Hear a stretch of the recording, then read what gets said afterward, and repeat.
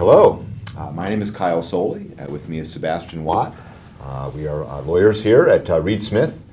For those of you who don't know Reed Smith is a national law firm with about 1,600 lawyers around the world. We also have the largest state tax practice in the country. Sebastian and I have been doing a series on tax reform, but this series is a little bit different than the normal series on tax reforms. We've been focusing on one area, and that area is the transition tax, the inclusion under Section 965, and how in 3 states that inclusion acts to reduce the amount of your state NOLs. We've been focusing on 3 states. We've been focusing on New York.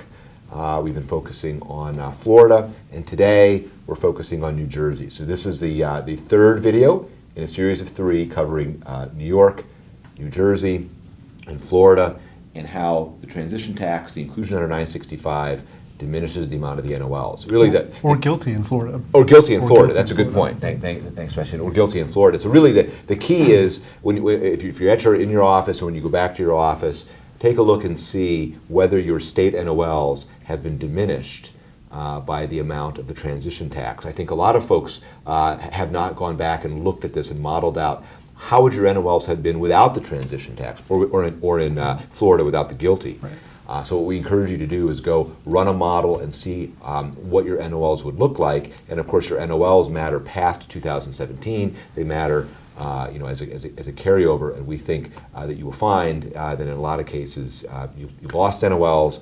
And what Sebastian and I are here to talk about is how you can get some of those NOLs back. So again, today our focus is on New Jersey. So with that, I'm going to turn it over to Sebastian to give us a walkthrough of how things look with New Jersey and the 965 inclusion for NOLs. All right, thanks, Kyle. So let's start with the basics. In New Jersey, the tax base is entire net income.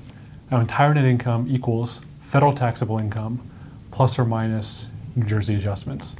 Of course, 965 is included in federal taxable income, so it's in the New Jersey tax base.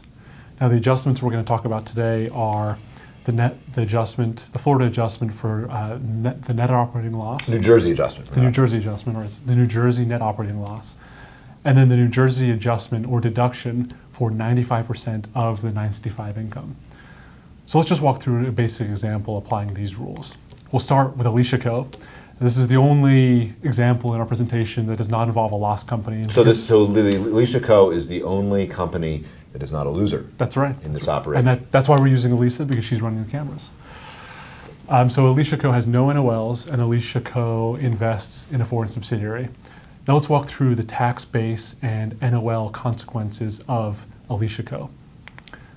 Now let's assume Alicia's federal taxable income before 965 is 0. And let's assume her 965 inclusion is 100.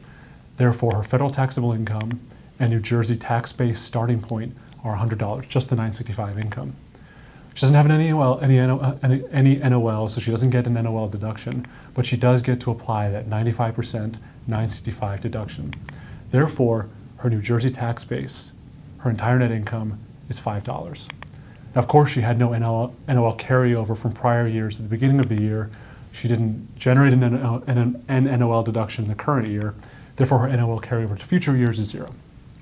All right, let's go back to our general rule, but let's add this New Jersey special ordering rule for NOLs.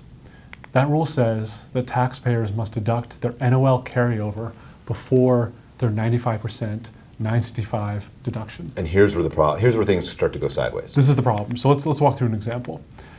So let's take Kyle Co. So Kyle, it's me. That's you. Kyle Co. And of course now we have a loser. We have some losses carried forward. Read into that whatever you like, okay, but sure. You have losses. Just like Alicia Co., you own a foreign subsidiary. Again, the only difference is that you have a $100 NOL, whereas Alicia had no NOL. Let's see how that plays out.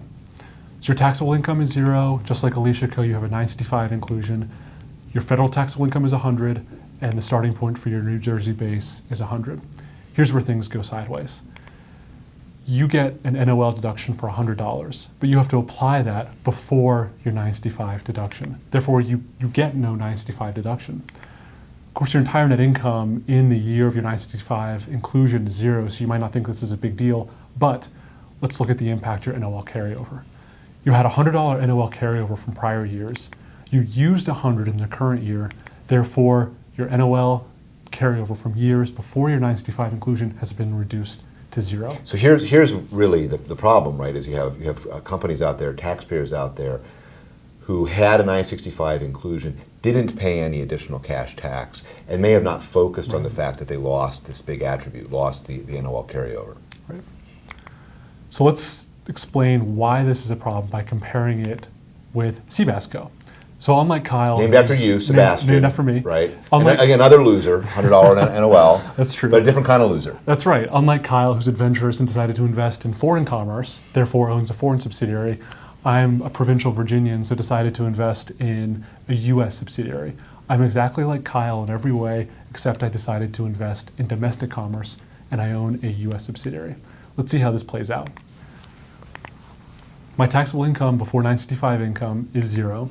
My inclusion is zero, and that's just because I only own a U.S. subsidiary, and 965 does not require or does not result in an inclusion from a domestic subsidiary.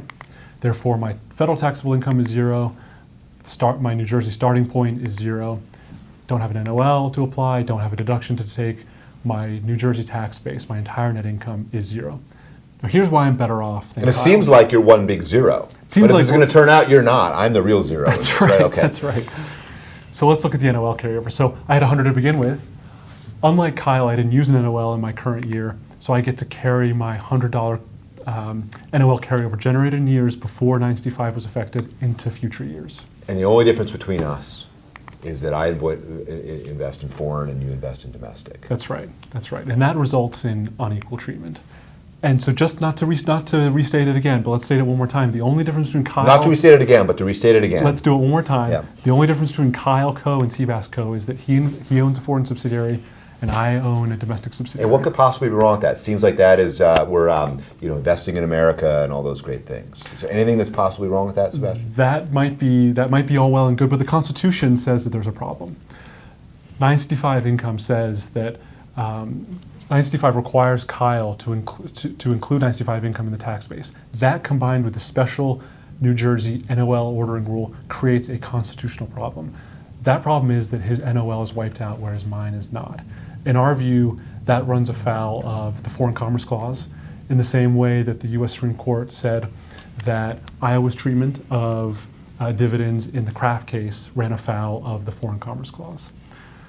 Therefore, even though this is the statutory result in New Jersey, we think that Kyle Co. gets to remedy this constitutional violation by not eliminating his NOLs. Let's walk through that.